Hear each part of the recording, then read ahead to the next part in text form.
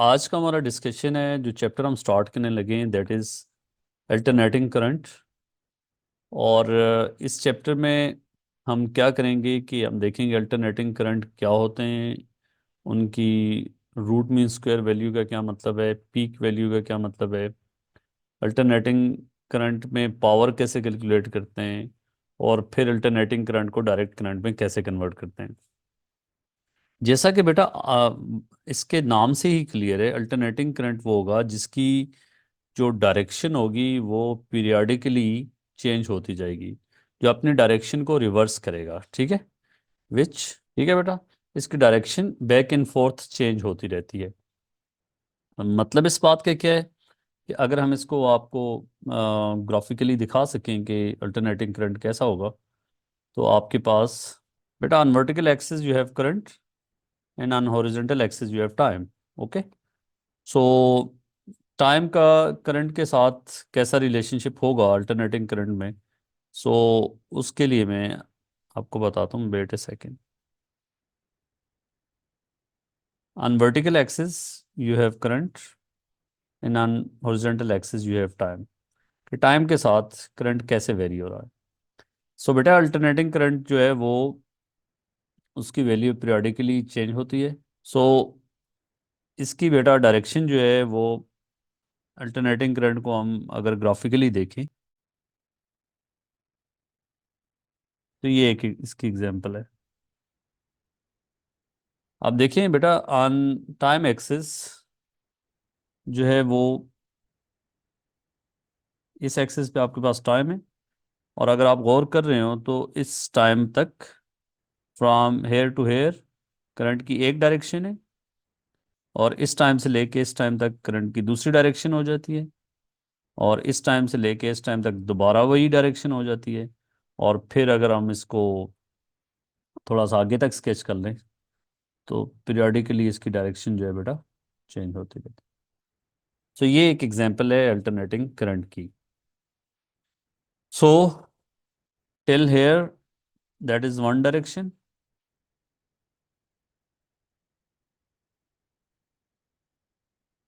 Other direction opposite direction, और फिर वहाँ पे वही है। तो इसको अगर हम ऐसे शो करें, आपके पास ये अल्टरनेटिंग सोर्स है अल्टरनेटिंग करंट का, और ये आपके पास एक रेजिस्टर लगा हुआ है। तो बेटा अगर हम मार्क कर देते हैं इस रेजिस्टर के एंड्स को ए बी, हम ये कहेंगे कि during this time interval current in the resistor अगर ऊपर से नीचे फ्लो हो रहा है from zero till let's say that is, और इसका एक कंप्लीट साइकिल कहाँ बनता है, वो ये बनता है। सो टाइम पीरियड यहाँ से देखना आना चाहिए कि टाइम पीरियड बेटा कौन सा टाइम होगा, तो that is time period. Time to complete one cycle is known as time period. So ये टी बाय टू तक होगा और ये टी होगा। So from zero to T by two current in this resistor flows from high A to B, और फिर हम ये कहेंगे कि फ्रॉम टी बाई टू से लेके टी तक करंट की डायरेक्शन क्या हो जाएगी, बी टू, B2 है। बी टू है। करंट की वैल्यू भी चेंज हो रही है, और साथ में इंपॉर्टेंटली बात यह है कि इसकी डायरेक्शन चेंज हो रही है। डायरेक्शन पीरियोडिकली चेंज हो रही है, ऐसा नहीं कि डायरेक्शन चेंज हुई और फिर उसी डायरेक्शन में फ्लो होता गया। पीरियोडिकली जो है वो डायरेक्शन चेंज होती जा रही है। जैसे अगर आप ऑसिलेशन वाले चैप्टर से लिंक करें तो आपको क्लियर हो जाएगा कि एक चीज़ ऑसिलेट कर रही है अबाउट मीन पोजीशन, तो उसमें भी पीरियोडिसिटी आती थी। तो करंट की जो रेपिटेशन है डायरेक्शन की, वो पीरियोडिकली क्या हो रहा है, वो डायरेक्शन को चेंज करता जा रहा है। सो ये एक एग्जांपल है, और इसमें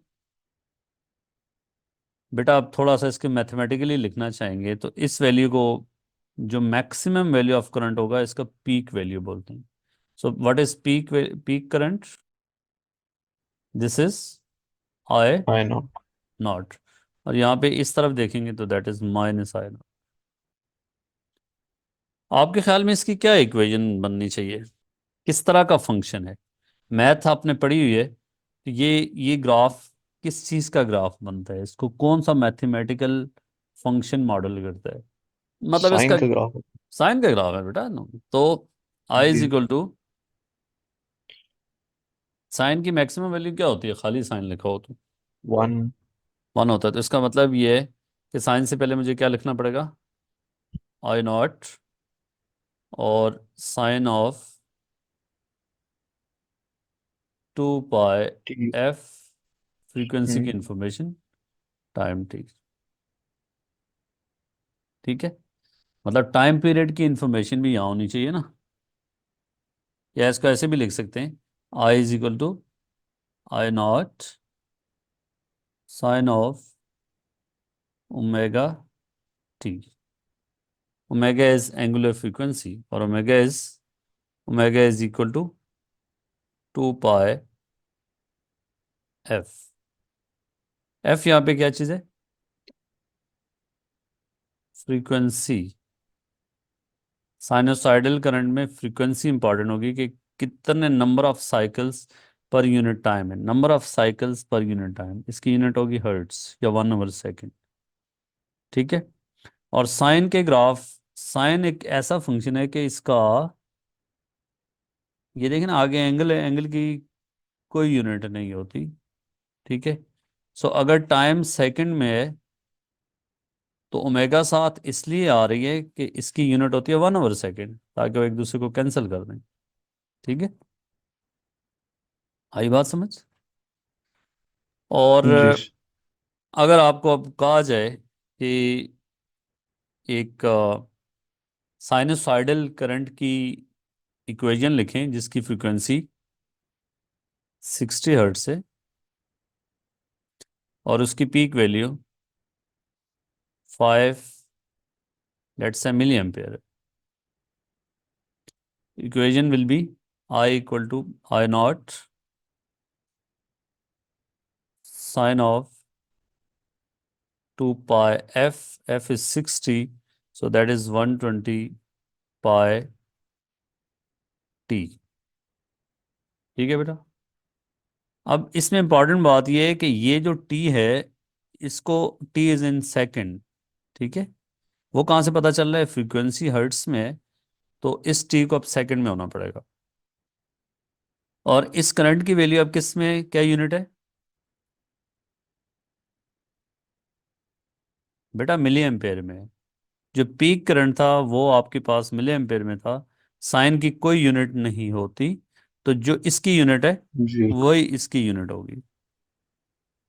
अगर आपको कहा जाए कि find the value of current after 2 second, तो आपके पास करंट की वैल्यू मिली एम्पेयर में आएगी। अगर आप इसको कन्वर्ट करके लिखते हैं एम्पेयर में, फिर आपके पास ये एम्पेयर में होता। ठीक है। अब जी। दूसरी इंपॉर्टेंट बात यहां से देखें, अगर आप गौर करें कि इसकी एवरेज वैल्यू क्या होगी, average value of this current in one time period क्या होगी। तो मैं आपको दिखाने लगा हूं कि what is average value of this current. बेटा एवरेज वैल्यू कैसे कैलकुलेट करते हैं? फॉर एग्जांपल आपके पास अगर दो वैल्यू 5 और 15 की एवरेज वैल्यू निकालें तो 5 + 15/2 होगा, दो वैल्यूज है ना, तो एवरेज वैल्यू इनकी जी। आएगी 10। ठीक है। लेकिन अब आपके पास एक कंटिन्यूस सिग्नल है, यहाँ पे कंटिन्यूस वैल्यूज ऑफ करंट है फॉर ऑल टाइम्स, आपको वैल्यूज पता है। आप एक चीज गौर करें तो इस वैल्यू के करस्पॉन्डिंग यहाँ पे माइनस में वैल्यू है, इतनी वैल्यू यहाँ पे क्या है, माइनस में। जब इनकी एवरेज करूंगा इसका इसके साथ, तो क्या आंसर आएगा, 0 जीरो। आएगा। मतलब ये जी। इस वैल्यू इसके साथ एवरेज होगी 0। फिर अगर आप गौर करें तो इस वैल्यू के करस्पॉन्डिंग भी यहाँ पे माइनस में वैल्यू है। फिर ठीक भी है। जीरो। सो हर वैल्यू जो पॉजिटिव ऑफ साइकिल है, इसमें हर वैल्यू के करस्पॉन्डिंग यहाँ पे इक्वल वैल्यू है नेगेटिव हाफ साइकिल में। इन अदर वर्ड, हम अगर यहाँ पे एवरेज की बात करें तो कैसे कहेंगे कि हम अगर पॉजिटिव हाफ साइकिल का एरिया निकालें तो वो इक्वल होगा नेगेटिव हाफ साइकिल के एरिया के, लेकिन साइन का फर्क होगा। ठीक है, यहाँ पे पॉजिटिव एरिया आ रहा है, यहाँ पे नेगेटिव एरिया होगा। यहाँ पे हर वैल्यू के करस्पॉन्डिंग, यहाँ पे हर वैल्यू करंट की पॉजिटिव है उसके करस्पॉन्डिंग यहाँ पे नेगेटिव वैल्यू होगी। तो जब आप ऐड करोगे तो आंसर क्या हो जाएगा? जीरो। जीरो होगा। सो ये बात आपको क्लियर हो गई कि करंट की average value in one time period zero हो जाएगी। ठीक है, अगर आप यहाँ से यहाँ तक लेंगे तो फिर जीरो नहीं होगी। इसका और इसका एवरेज जीरो है, लेकिन ये फिर इसका एवरेज रहेगा। तो जब हम पूरे लॉन्ग टाइम के लिए बात करते हैं तो फिर हम कहते हैं कि average value of this sinusoidal current is zero. ठीक है, और एवरेज वैल्यू को कैसे शो करते हैं यहाँ पे? ये बेटा, अगर आपके पास i equal to i not sine of omega t हो, तो इसकी एवरेज वैल्यू के लिए जो सिंबल यूज होता है वो ये यूज होता है, पहली बात।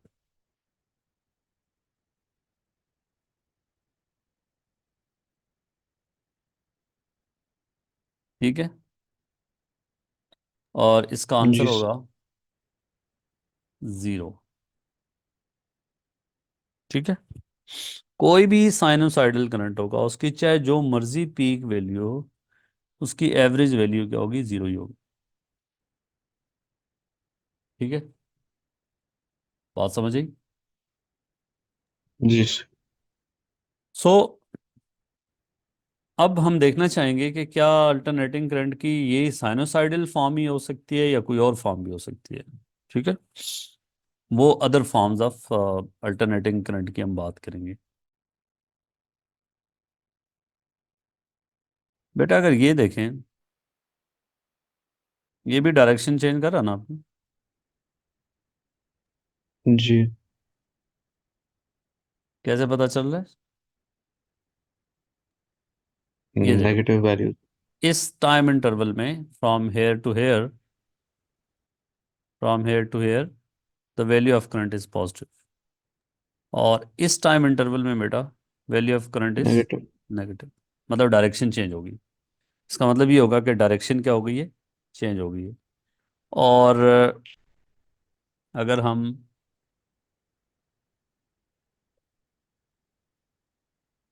अगले फिर पीरियोडिकली दोबारा चेंज हो रही है, देखें, फिर वही डायरेक्शन होगी जो पहले थी। ऐसी बात है। जी। और इसमें अगर आप देखें कि यहाँ पे ये देखो, यहाँ पे फिर वही डायरेक्शन, यहाँ पे फिर अपोजिट डायरेक्शन, यहाँ पे फिर वही डायरेक्शन। इसमें और पिछले करंट में क्या फर्क है कि वहाँ पे डायरेक्शन के साथ वैल्यू भी चेंज हो रही थी, यहाँ वैल्यू कांस्टेंट है। हम्म। ठीक है, ये भी अल्टरनेटिंग करंट। ठीक है, इसको उसको साइनोसाइडल फॉर्म में कहेंगे तो इसको हम कहते हैं रेक्टेंगुलर सिग्नल, लेकिन नाम जानना आपके लिए ज़रूरी नहीं है।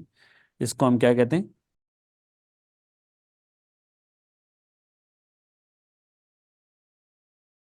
इसकी एवरेज वैल्यू, अगर ये दोनों वैल्यूज सेम होंगी, फॉर एग्जांपल ये अगर आई नॉट है और ये माइनस आई नॉट है, तो फिर एवरेज वैल्यू इसकी भी ज़ीरो होगी। जी। लेकिन इसमें ज़रूरी नहीं है कि पॉजिटिव वैल्यू और नेगेटिव वैल्यू इक्वल हो। ठीक है, अगर ये इक्वल है तो फिर एवरेज वैल्यू ज़ीरो होगी। और इसका टाइम पीरियड कहाँ से कहाँ तक बनता है, इसका ये देखना ज़रूरी है कि यहाँ से साइकिल आप स्टार्ट करेंगे तो फिर इस जगह पे आके इसका एक टाइम पीरियड कंप्लीट हो जाएगा। ठीक है, वही शेप दोबारा रिपीट होनी चाहिए। आई समझ? जी सर। कि वही सिचुएशन दोबारा रिपीट होनी चाहिए। देखें, यहाँ से आगे फिर दोबारा वही situation. So this is one time period. Frequency निकालेंगे तो 1/, टाइम पीरियड होगा। और इसका भी एवरेज वैल्यू जो है दैट इज जीरो होगा। अब अगर अल्टरनेटिंग करंट है तो वो उस अल्टरनेटिंग वोल्टेज की फॉर्म भी इस केस में यही होगी। ठीक है, उसके लिए वर्टिकल एक्सिस पे वोल्टेज होगा, हॉरिजॉन्टल एक्सिस पे टाइम होगा। और उसका एक्सप्रेशन कैसे लिखेंगे? V equal to we not sine of omega T. ये इंपॉर्टेंट बात कि अगर अल्टरनेटिंग वोल्टेज होगा तो that will be V nought sine of omega T, that is.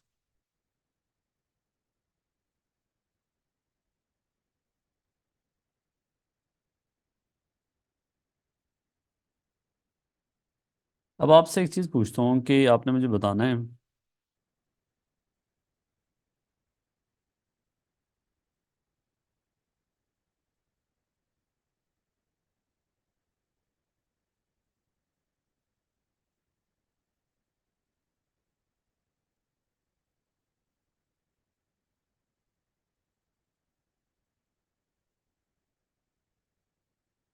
Is this N alternating current? इसमें नहीं। डायरेक्शन चेंज हो रही है? नहीं। नहीं। So this is not alternating current. इसको हम जो है वो, इसकी वैल्यू तो चेंज हो रही है, इसको प्योर डायरेक्ट करंट नहीं कहेंगे, इसको हम कहते हैं pulsating current. This is not AC. Alternating current को एसी से शो करते हैं। सो डायरेक्ट करंट क्या होता है? अगर हम देखें तो प्योर डायरेक्ट करंट क्या होता है? उसकी वैल्यू चेंज होनी चाहिए।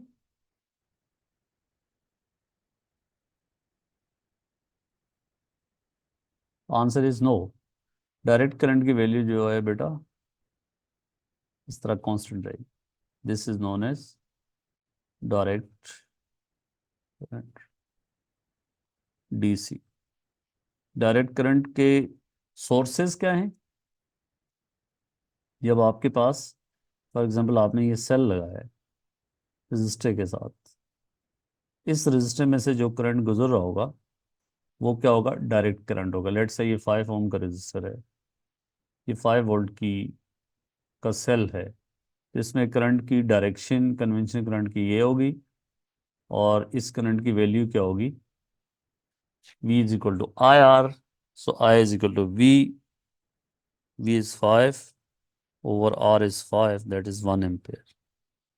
तो इस रजिस्टर में से जो करंट की वैल्यू होगी और डायरेक्शन होगी वो सेम ही रहेगी, वो चेंज नहीं होगी, इसलिए इसको डायरेक्ट करंट कहते हैं। और ये जो सोर्सेज होते हैं इनको डायरेक्ट सोर्सेज कहते हैं, cells, power supplies and so on. Alternating sources क्या होते हैं?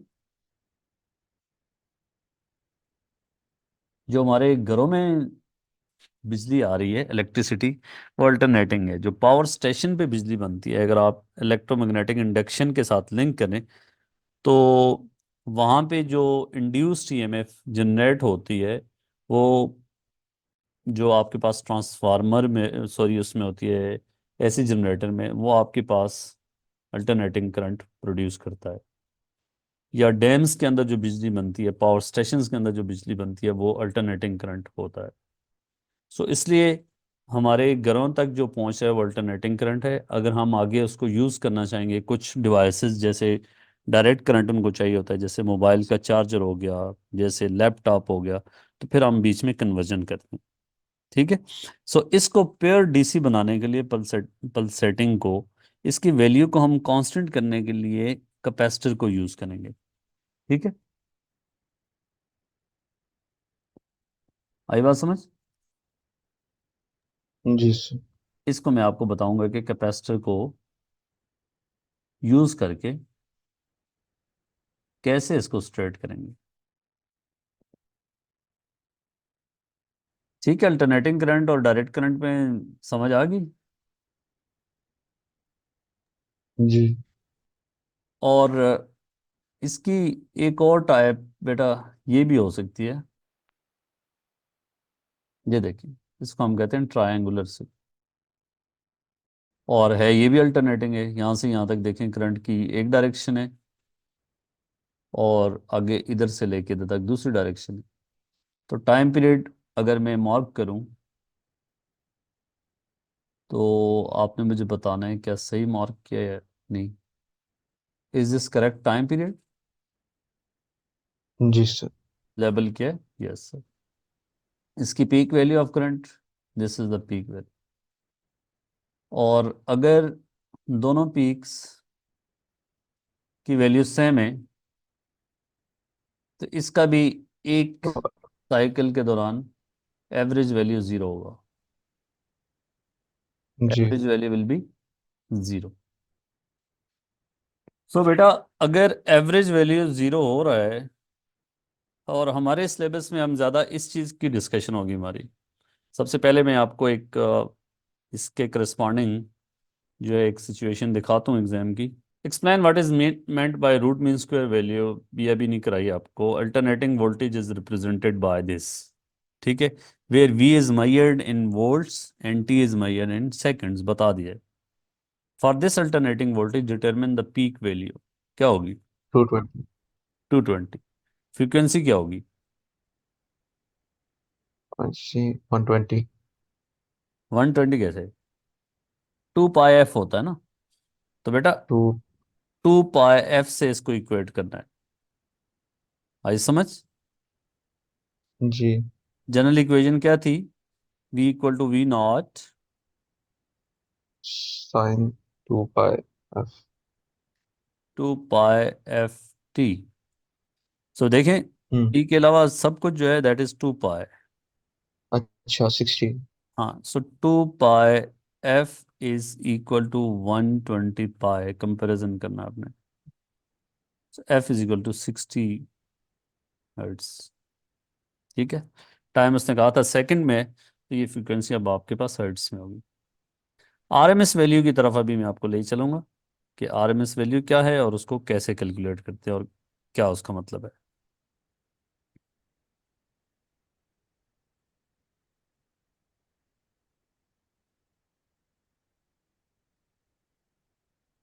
दोबारा पुरानी स्क्रीन आ गई। जी। चलिए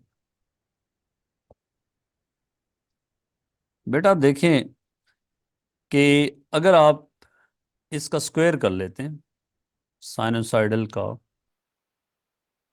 मैं यहाँ दोबारा ड्रॉ करता हूँ।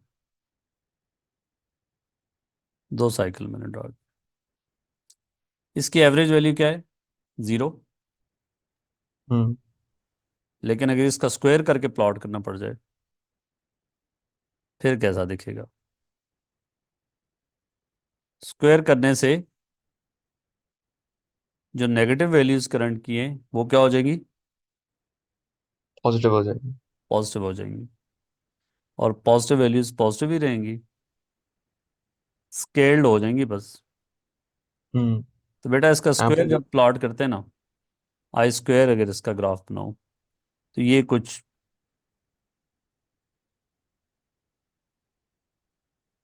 इस तरह का हो जाए। जी। ये आप इस सिग्नल को उठाएं, i is equal to i not sine of omega T,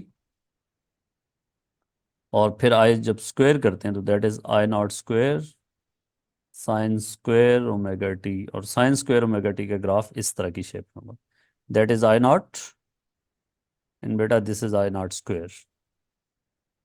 अब अगर आप इसकी एवरेज की बात करेंगे तो आई स्क्वायर की एवरेज वैल्यू क्या जीरो होगी? नहीं। ठीक है, सो हम सिंपल ये लिखेंगे नॉट जीरो। ठीक है। तो वो हमें कैसे पता चल रहा है नॉट जीरो का?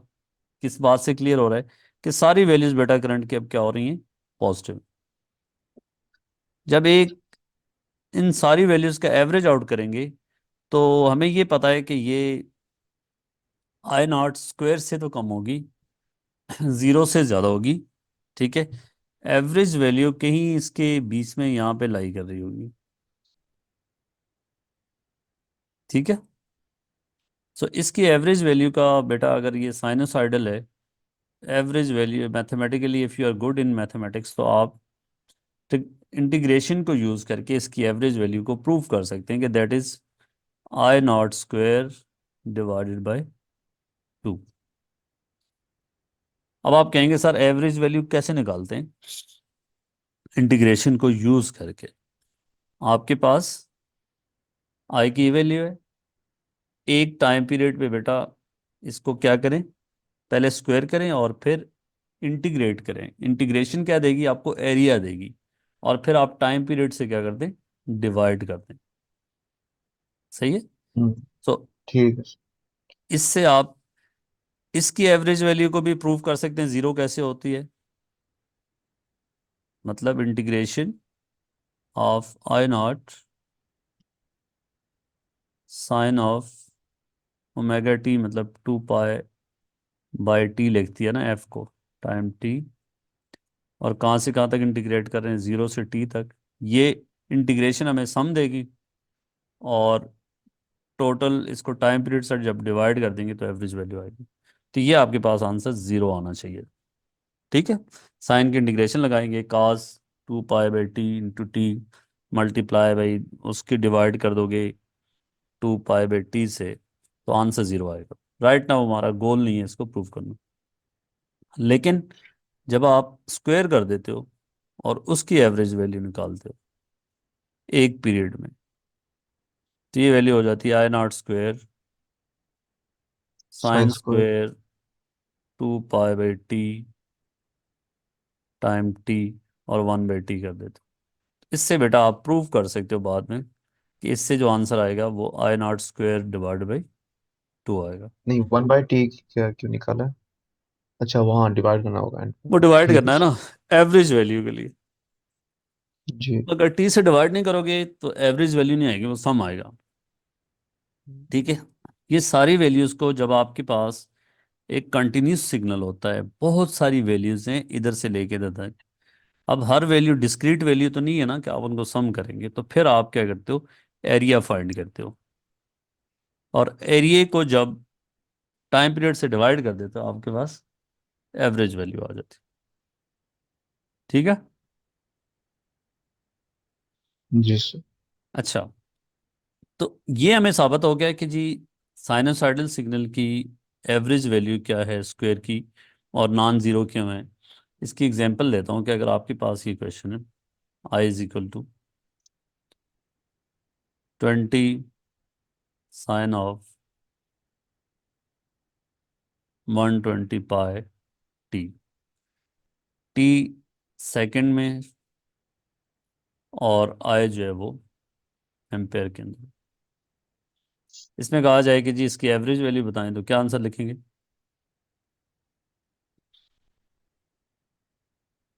जीरो। फिर भूल इसकी गए, इंटीग्रेशन।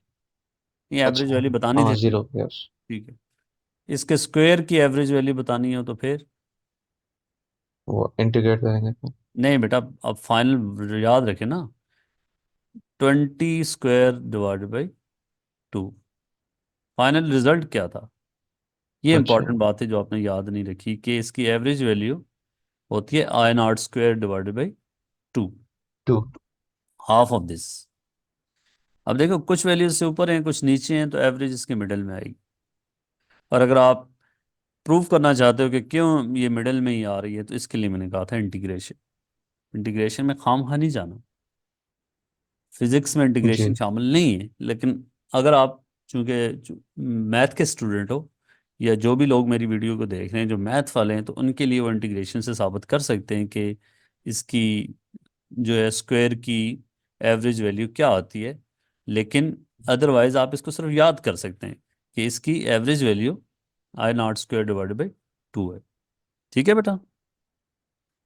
स्क्वायर की ठीक है। एवरेज वैल्यू आएगी 400 डिवाइडेड बाई 2, दैट इज 200। तो तो खाली अगर इस करंट का स्क्वायर प्लॉट करना होता,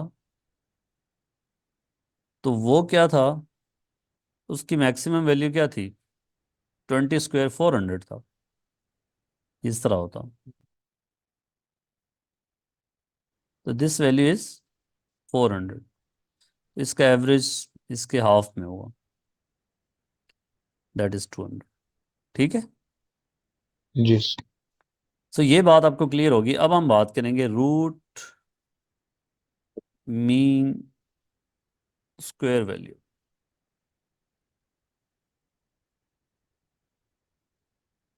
ये इसको करंट की अगर रूट मीन स्क्वायर वैल्यू है तो इसको IRMS कहेंगे, और वोल्टेज की है तो VRMS कहेंगे। ठीक है। जी।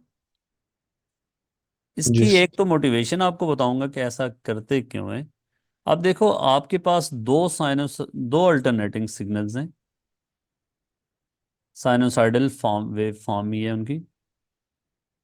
एक ये है, और दूसरा बेटा, दूसरे की पीक वैल्यू फर्क है।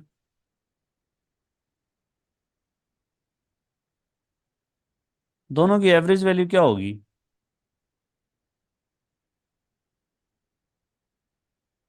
क्या एवरेज वैल्यू पीक वैल्यू पे डिपेंड करती है? जी। कहाँ पे लिखा था एवरेज वैल्यू साइनोसाइडल करंट में जीरो होती अच्छा है? नहीं। हाँ, मतलब आई, आई पे जीरो होगी। जीरो होगी ना, तो दोनों की both have same average average. Value zero. तो हम्म। कंपैरिजन कैसे करेंगे अब? कुछ तो फर्क है दोनों में ना, पीक वैल्यू का फर्क है। अब किसी डिवाइस आई से इनको स्क्वायर। मेजरमेंट करेंगे तो एवरेज वैल्यू करेंगे तो दोनों का जीरो होगा, तो हम कैसे कहेंगे कि एक सिग्नल की पीक वैल्यू दूसरे से ज्यादा है?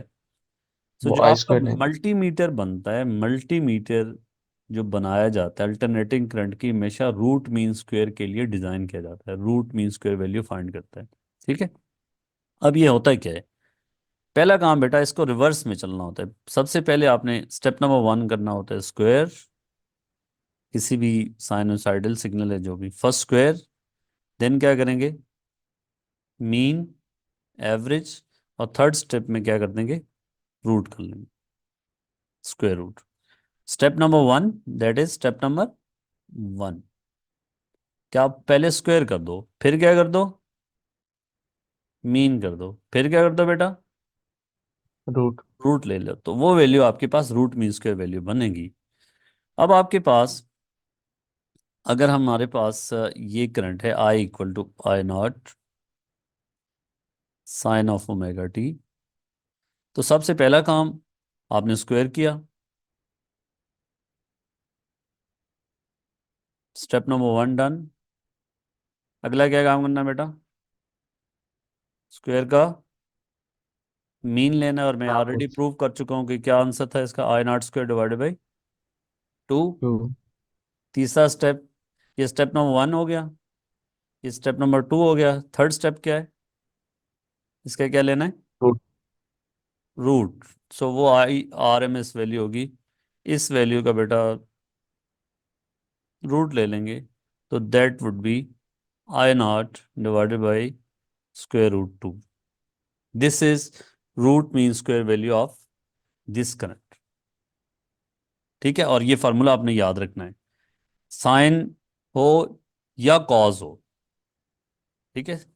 जरूरी नहीं कि साइन की फॉर्म में, अब आपके पास एक साइनोसाइड, एक अल्टरनेटिंग करंट उसने ऐसा दिया है। सो ये जो करंट की इस तरह का एक्सप्रेशन है बेटा, इसको क्या साइन से लिखेंगे, कॉज से लिखेंगे? कॉज। कॉज से। ठीक है। आप मैथ के स्टूडेंट हैं, आपने आसानी से गेस कर लिया है। जो लोग मैथ नहीं पढ़ते वो, ये ओ लेवल में उन्होंने पढ़ा हुआ है कि साइन और कॉज का ग्राफ मैथ में कैसे होता है। अगर जीरो से वैल्यू स्टार्ट हो रही है, साइन से लिखेंगे, और पीक यहाँ मैक्सिमम से स्टार्ट हो रही है तो कॉज से लिखेंगे, और इसका टाइम पीरियड बेटा यहाँ से यहाँ तक होगा। सिग्नल जहाँ रिपीट हो रहा है वो आपके पास एक टाइम पीरियड होगा यहाँ से, या आप इधर से स्टार्ट करें तो यहाँ पे। इसकी वैल्यू को लिखने के लिए I0 cause of omega T. तो मैंने आपको बोला कि जब आपके पास इस तरह साइनोसाइडल फॉर्म में करंट होगा अल्टरनेटिंग, तो उसकी रूट मीन स्क्वायर वैल्यू होगी उसकी पीक वैल्यू डिवाइडेड बाय √2। ठीक है। जी। अब इसका फायदा है, मतलब क्या है, पहले वो मैं आपको बताता हूँ। ये बेटा आपके पास है अल्टरनेटिंग करंट, सोर्स लगा है, और ये रेजिस्टर है। लेट से आपके पास जो करंट है उसकी वैल्यू है I0, चलें वो जनरली लिख लेते हैं, I0 sine of omega T. तो इसकी रूट मीन स्क्वायर वैल्यू क्या आई थी आपके पास? हाँ बेटा, आई नॉट डिवाइडेड बाई √2। √2। अगर ये वोल्टेज है तो उसकी पीक वैल्यू होगी वी नॉट डिवाइडेड बाई √2। हम ये इसको वोल्टेज समझ लेते हैं। फॉर एग्जांपल, ये आपके पास आपने साइनोसाइडल सोर्स लगाया है, उसकी peak value V not sine of omega T है, और उसके करस्पॉन्डिंग जो root mean square value of this voltage होगी वो वी नॉट डिवाइडेड बाई 2 होगी। ये बेटा उतने का डीसी सोर्स लगा देते हैं इस रजिस्टर के साथ।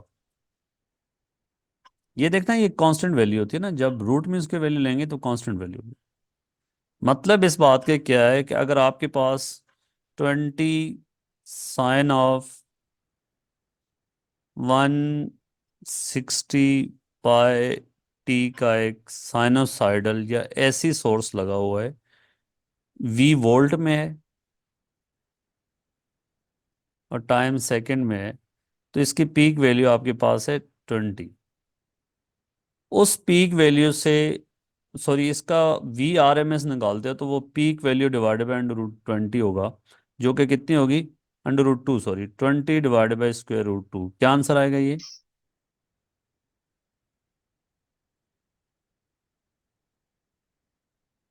कैलकुलेटर है आपके पास? हाँ नाइस। तो ये 20 डिवाइडेड बाई स्क्वायर √2 का जो भी आंसर आएगा, उतने का डीसी सोर्स लगा दें तो इन दोनों रेजिस्टर्स में से, सेम रेजिस्टर है ना, तो सेम हीटिंग इफेक्ट हो रहा होगा। ये दोनों रेजिस्टर सेम हीटिंग इफेक्ट दे रहे होंगे आपको, ये वाला और ये वाला। 14.1। 14.1 वोल्ट का अगर आप डीसी सोर्स लगा देते हैं, बजाय इसके कि 20 peak value sine of 160 pi T का, तो ये दोनों सर्किट एक जैसी पावर दे रहे होंगे इस सेम रेजिस्टर को। ठीक है? तो यहां से इसकी यस। डेफिनेशन आ गई कि रूट मीन स्क्वायर वैल्यू को कैसे डिफाइन करते हैं। It is that value of direct current. देखा ना, ये जो अल्टरनेटिंग करंट की जो वैल्यू, उससे रूट मीन स्क्वायर वैल्यू निकालते हैं तो वो आपके पास एक फिक्स वैल्यू आ जाती है, ये टाइम के साथ चेंज नहीं होती। It is that value of direct current which will give same heating effect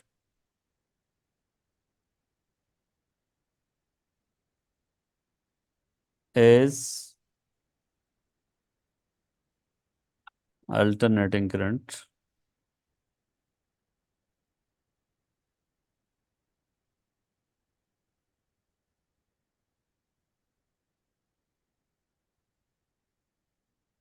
yes, जो कि बेटा मैंने आपको यहाँ पे क्लियरली बता दिया है कि आपके पास ऐसी सोर्स लगा है, उस ऐसी सोर्स की रूट मीन्स के वैल्यू निकाल के उतना डीसी सोर्स लगा दें, तो आप इस रजिस्टर में से जो आपको इफेक्ट मिल रहे होंगे, जो हीट मिल रही होगी, दोनों वो सेम ही होगी। आप नहीं पहचान सकेंगे कि किसके साथ ऐसी सोर्स लगा हुआ और किसके साथ डीसी सोर्स लगा है। आप उसके इफेक्ट को देखते हुए, हीटिंग इफेक्ट को देखते हुए, आप उसको पहचान नहीं सकोगे। ठीक है? Yes. So root mean square value is peak value divided by √2, और peak value is root mean square value multiply by √2। ये दो चीजों का ख्याल रखना है आपने। ठीक है? तो ये क्या जी। बनता है? IRMS is 1/√2 time I0। सो ये बनता है बेटा 0.707 I0। सो पीक वैल्यू निकालेंगे तो that will B √2 time IRMS। ठीक है? अब अगर बेटा ऐसा सिग्नल आ जाए, उसकी RMS वैल्यू कैसे निकालोगे? ये आए, ये आपके पास करंट, सबसे पहले रेक्टेंगुलर सिग्नल की बात करते हैं।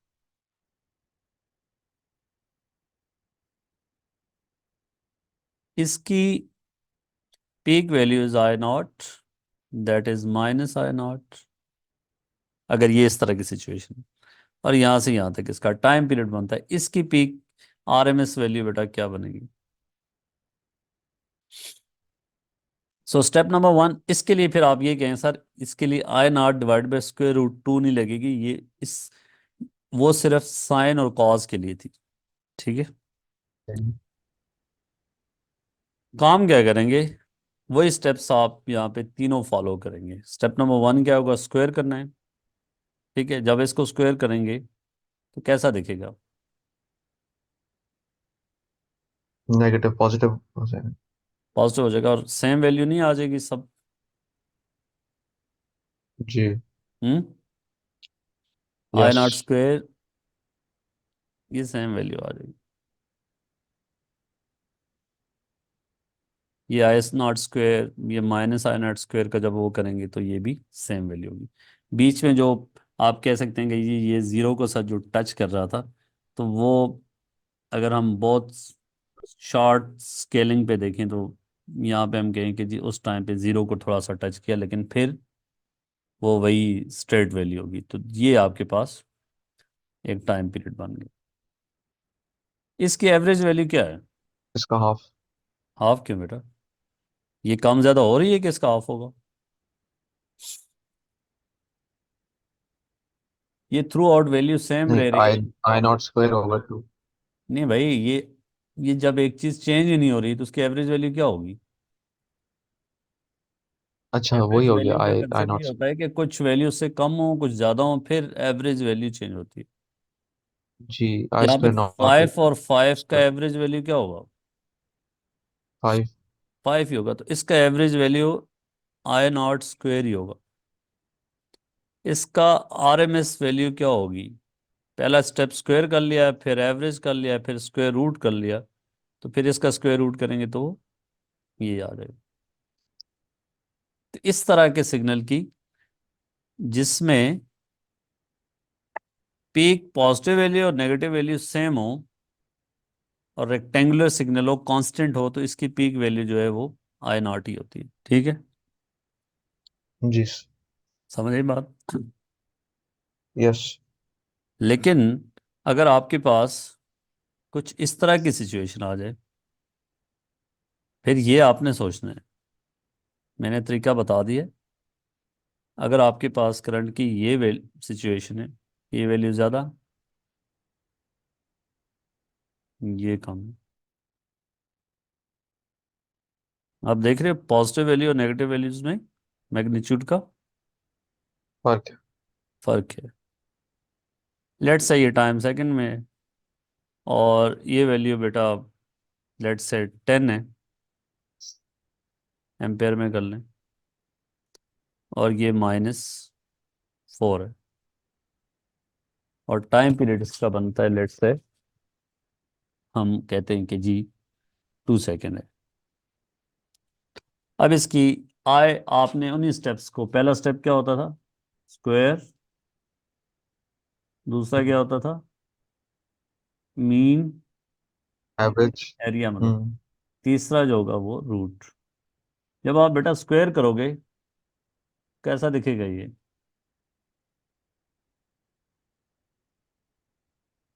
जो 10 का पहले स्क्वायर क्या पॉजिटिव होता है वैल्यूज बेटा? थी वो मतलब 10 ज्यादा का स्क्वायर होंगी। क्या होता है? 100। 100। -2 का -4 का स्क्वायर? 16। 16। ठीक है, फिर अब हम एक पीरियड तक की बात कर रहे होते हैं ना। फिर वही 100, फिर 16। 16। So this is 16, sorry 16। ये पीरियड इसका 2 है। हमने स्क्वायर कर लिया। अगला काम क्या होता है? मीन। मीन कैसे लेते हैं? मैंने क्या बोला था कि आपने एरिया। एरिया एक पीरियड,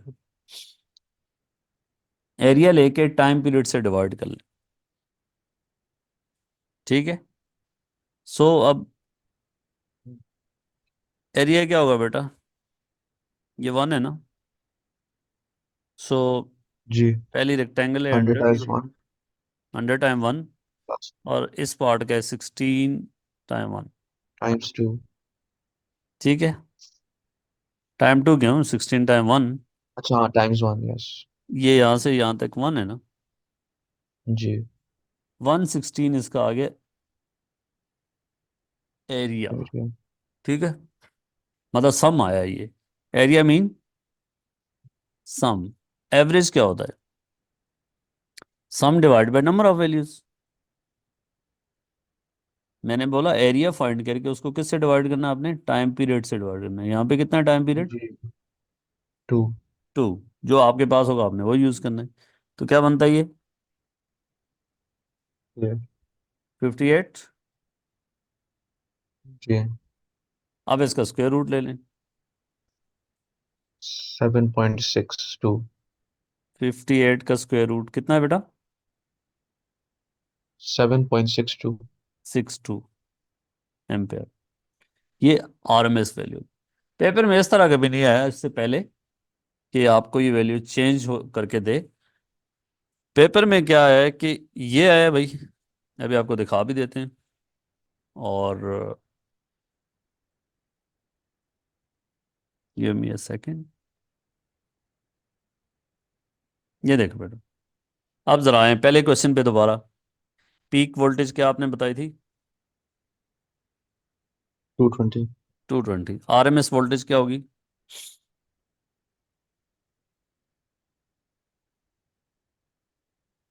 बेटा कौन सा वही फॉर्मूला पहले लगेगा, two square twenty square divided करेंगे बाय 220।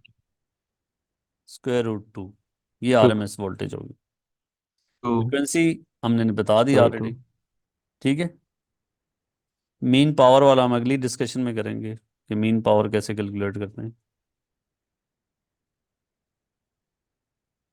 ठीक है भाई, इस पे आए जरा, ये क्या है, the variation with time t measured in seconds, current i measured in ampere in resistor is given by this. For this current in resistor determine frequency. What is frequency, what is बेटा general equation, i not sine of 2 pi f 2 pi t. Time period. हाँ ठीक ठीक। है, so what is f, f होगा आपने 380 comparison divide by करना है। 2। T के अलावा यहाँ पे क्या है बेटा, 380। अच्छा, यहाँ पे क्या है, तो 380 divide by 2 pi. Yes, so 2 pi F equal to 380 divide by 2 pi कर लेंगे तो फ्रीक्वेंसी हर्ट्ज है। आरएमएस करंट कितना होगा बेटा, वही बोल दें यहाँ वैल्यू। 9.9 ओवर √2। जबरदस्त।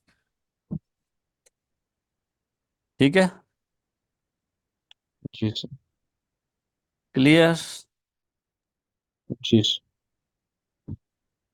मीन पावर की बाद में बात करेंगे। अच्छा जी, determine the value of v not, ये देख लें। A student is using power supply that produces a sinusoidal output। Power supplies हम ऐसी बना सकते हैं जो साइनोसाइडल अल्टरनेटिंग करंट देते हैं। The meters on the supply show that the output voltage as a root mean square value 14 volt. मैं पहले बोल चुका हूँ, जो आपका मल्टीमीटर है रूट मीन स्क्वायर वैल्यू देता है with the frequency of this. The variation with time t the output voltage may be represented by this. So what's peak value, 14 times √2। Yes, क्योंकि we know V R M S that is hmm. 14। So VRMS is peak voltage divided by square root 2. As we जी। know this is sinusoidal signal, sine और cos की form में होगा तो फिर this formula is applicable. Then V naught will be 14 times square root 2. What's omega? How to find omega? 2 pi frequency.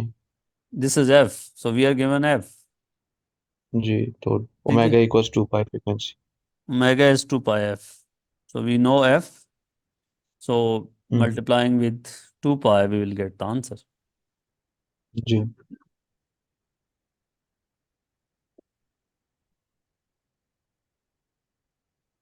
ये देख लो। अब ये एवरेज पावर वाला है, लेकिन देख लेना स्टार्ट जीरो से होना जरूरी तो नहीं है, इस तरह है। वो हम बाद में करते हम्म। हैं।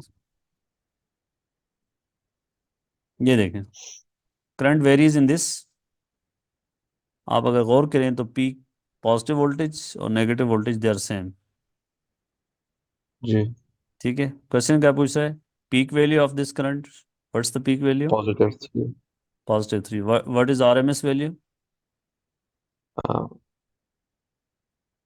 Root 3/√2। Oh, is it sinusoidal? Yes, is it sinusoidal? जी। साइन की फॉर्म में है ये इसकी नहीं, शक्ल साइन फॉर्म में नहीं। वही है, तो फिर क्या वो फार्मूला यहाँ पे चल सकता है? नहीं। तो फिर आपने सोचना है कि जब साइन की फॉर्म में होगा तो फिर वो फार्मूला लगेगा। मैंने बोला आपको। हम्म। और रेक्टेंगुलर सिग्नल के लिए जिसमें पीक पॉजिटिव और नेगेटिव सेम होती है, उसके लिए रूट मीन स्क्वायर वैल्यू क्या थी? इसकी आरएमएस वैल्यू क्या होगी? 3 एम्पेयर। क्या होगी? 3 एम्पियर। हाँ, वो जो आखिरी बात मैंने कराई थी कि अगर उसकी वैल्यू में फर्क हो ऊपर नीचे तो फिर चेंज हो जाएगी, फिर आपको निकालना पड़ेगा, लेकिन वो अभी तक दिया नहीं है। अब देखें, ये फ्रीक्वेंसी दी हुई है, आरएमएस पोटेंशियल डिफरेंस दिया हुआ है, प्लॉट करना है, तो पीक वैल्यू आप निकालोगे बेटा इधर से। पीक वैल्यू को यूज करते हुए, इस फ्रीक्वेंसी को यूज करते हुए टाइम पीरियड निकालोगे, इस पे प्लॉट कर दोगे। ठीक है।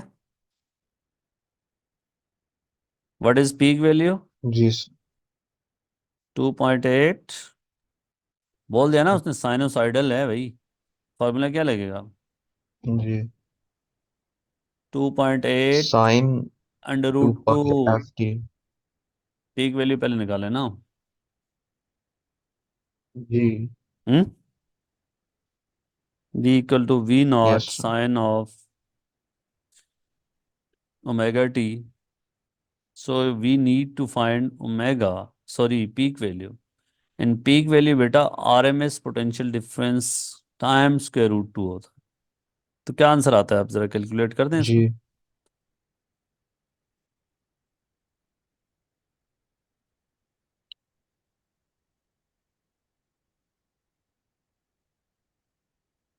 3.96। 96।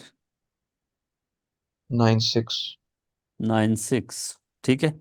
यहाँ पे आप स्केलिंग का ख्याल रखते हुए कि 5 small divisions are equal to 2। So एक कितने का होगा? 2/5, दैट इज 0.4। ठीक है।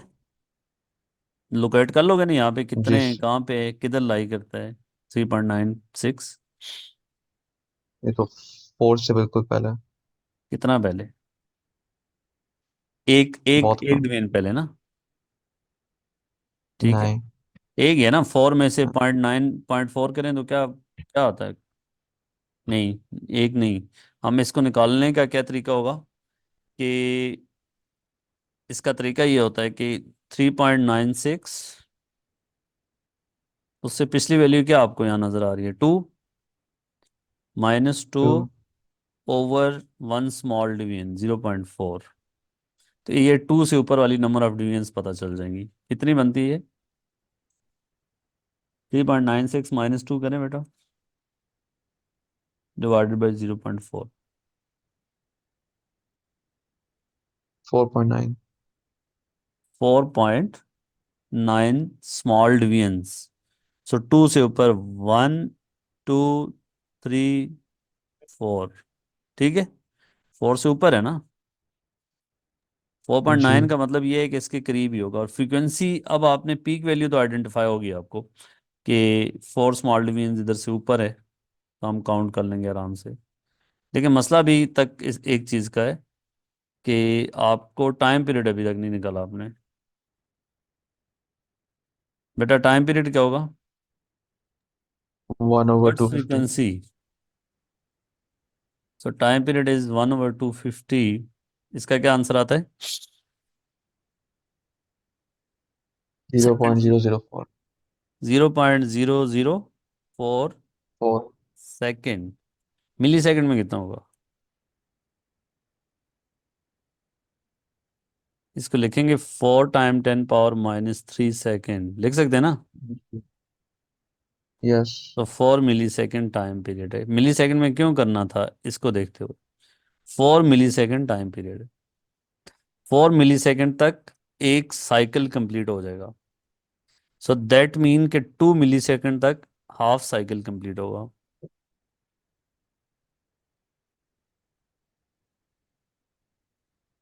ठीक है प्यारे भाई, जी सर। इधर भी ऐसा ही करना है।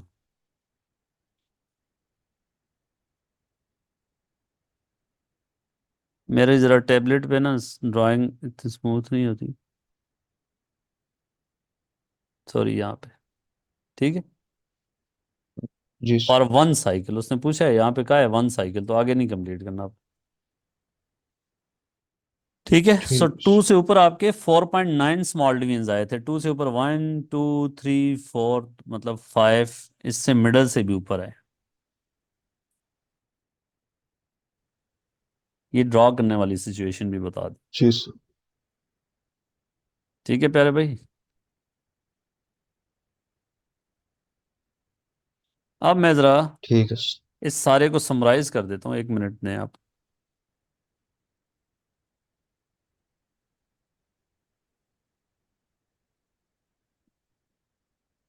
कि पढ़ा क्या है पूरा। देखो बेटा, हमने स्टार्ट किया कि this was first lecture of alternating current. सबसे पहले अल्टरनेटिंग करंट को डिफाइन करना देखा कि अल्टरनेटिंग करंट अपनी डायरेक्शन को रिवर्स करता है। सो सबसे पहले हमारे जहन में ये आता है, क्योंकि जब हम हाँ, उससे जनरेट करते हैं इंड्यूस ईएमएफ का फिनोमेना यूज़ करके, आपके पास जो एसी जनरेटर होता है वो करंट इस फॉर्म में जनरेट करता है। तो इसको, ये टाइम पीरियड होता है, ये इसकी पीक वैल्यू है। इसकी करंट का एक्सप्रेशन लिखना हमने सीखा, I0 sin ऑफ ω t या 2π f t। और एक चीज़ हमने देखी कि इसमें इसकी पीक वैल्यू जो है वो I0 है और इसकी एवरेज वैल्यू 0 है। और फिर हमने देखा कि इसकी आरएमएस वैल्यू जो है इस तरह के सिग्नल की वो I0/√2 है।